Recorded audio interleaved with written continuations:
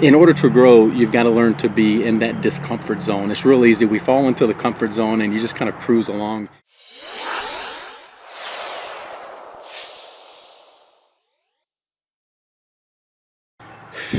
All right, another 8K down, so officially over the half marathon mark.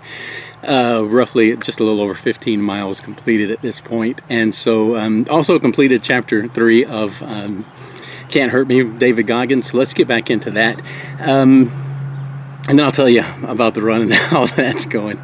But another good chapter, and I don't know if I've mentioned this, but the Audible version of the book, I really dig it. They kind of include a bit of a podcast along with the book. So throughout the chapters and in between each chapter, I mean, it really kind of goes deeper, and so you get a few more insights than what you get just if you only were to buy the book. So highly recommended if you're going to go with the book to go with the Audible version just for that. Now the challenges and things, it's probably a little better to have that somewhere in writing, and so you can download those. There's lots of different sites that have it, and we'll put a link on our site to the challenges too. But typically if I get a book like this that I like, I'll get at the very least the Audible and the Kindle version, and sometimes the printed version as well. But chapter 3, it kind of goes into his career with the Air Force. You know, he was attempting to be a pararescue. Gets into the training with the water, and lots of good stories there, and how difficult that is, and especially for someone who doesn't like water. And so he ends up washing out, balloons up to about 300 pounds, decides he wants to go for become a SEAL, to join Buds, and has to lose 100 pounds in about 3 months. And so it's a very intense story of change, and both physical and mental change that he has to go through to bring that about. So a couple of insights that I get from this chapter. Number one, it's real easy to look at somebody like Goggins and say, man, that dude is just a genetic freak, and you kind of make assumptions. You assume that it was really easy for him. And even though for him, I think some of the challenges that he faced definitely were somewhat self-imposed, because a lot of these challenges he goes into, he doesn't exactly go into them prepared, as you'll see when you listen or read the book. But it's just very rarely, if ever, is success just a straight line. There's always ups, downs, ups, downs, ups, downs. It's kind of a series of progression. And so if you think of the stock market, for example, if you look on a micro level, you know, it looks either all up or all down. But when you look at the macro, there's this progression. There's a steady progression up and down, but the steady progression is up, and that's the way a lot of times our growth has to be. And the important thing is whenever you hit those downs, you got to take the learn. So if you miss a target, if you make an investment and it doesn't go the way you planned, as long as you learn from it, it's really not a lot of risk involved, as long as you're going to take the learn, because all growth is somewhat of a progression.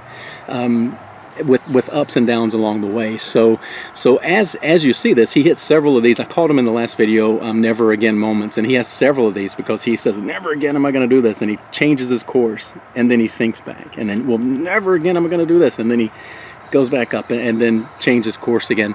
And so it's a series of never again moments, and I think we all go through that, whether it's in our business or personal life or whatever growth path we're on. We have those moments where finally something just snaps, and you say, you know what, that is enough. That's just enough. I'm not going with this anymore. And you make a drastic, really big change.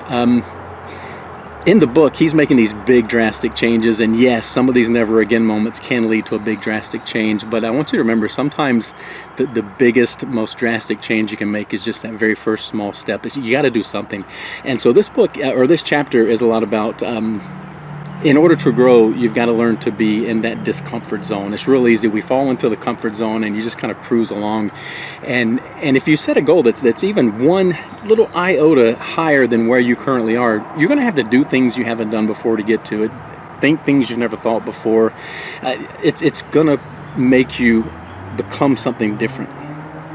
And that's out of the comfort zone, so that's difficult. And so a big lesson in this chapter is just to become comfortable in that discomfort zone. And so the challenge at the end for this one was to take out that journal and kind of write down some things. And it didn't have to be, it was anything that makes you uncomfortable and then do it. Just to train your mind. As he says, you got to callous your mind. You got to callous your mind. And so you just start doing things that make you somewhat uncomfortable.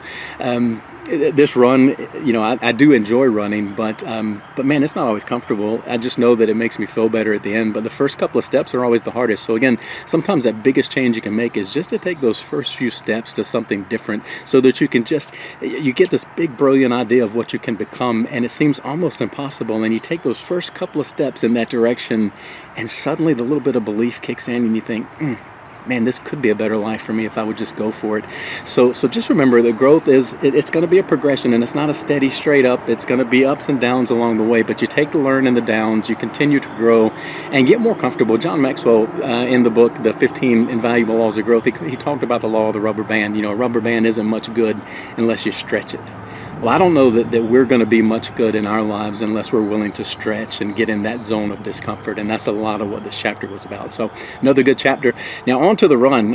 Again, I planned this so I would finish in the dark at night because I know it's hot and summertime, and the humidity was going to get me. So I'm consistently losing pounds here. I am monitoring it. I'm drinking a lot, eating about 300, 400 calories every hour, but still I'm down about 5 pounds at this point. So I'm going to keep monitoring that. We did hit the 15-mile mark this time. Still feeling pretty good, but obviously I haven't been this many miles in over a year and a half, so I can't say that I'm not feeling it. The legs are feeling it. The feet are feeling it, so it's starting to catch up. So it should be interesting for the next 17, I guess, miles that there are left to go. Almost at the halfway point though, so this is pretty cool.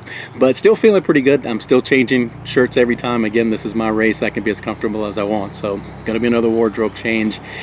Interestingly enough, I mentioned the watch I was using, the Garmin. As I left out, right then there was a rock in my shoe, and I stopped abruptly, bent down to take the shoe off. Apparently my watch thought I'd fallen and was in distress, and it texted my wife and kids and told them I was in trouble, and then it shut off the exercise. So now my run is going to be split over 2 different files, but I guess that's all right. And I guess it's nice to know that if I do keel over, somebody will know and hopefully come get me. But anyway, that was just an interesting tidbit of some things that are going on. I did get to play with another puppy on that loop, so that was pretty good. And always enjoy Cooper, the newest collie that's in the neighborhood, so that was kind of cool. But that's kind of how things are going right now. I'm going to get something to eat, something to drink, and change clothes, hit the road, and I'll see you again for chapter 4.